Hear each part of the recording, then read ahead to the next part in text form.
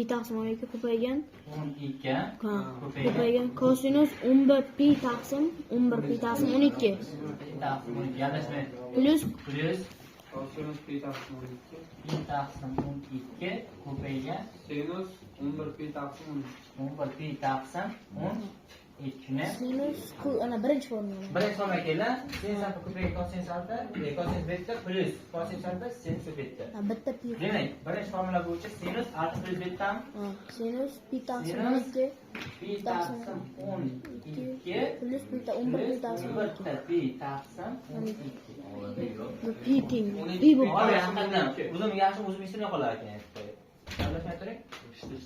Ikkalasi qo'shilsa 12 bilan 12 chiqib ketib pi qolami?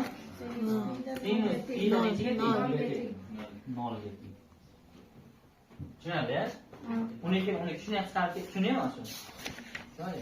Savol beru, sen aytyapsan, bilimda yoshligina shu. So'rab o'rgangan olim. Mana ekan qo'shib yuborsa 12 ta pi taqsim yana 12 bo'ladimi deyapman. 11 ga maxraj bir xil, 11 ga bir qo'shilib 12 bo'ladi. Mana ekanlar shuni qisqarib ketib yuborsa pi qoladimi deyapman. Tushunaymi?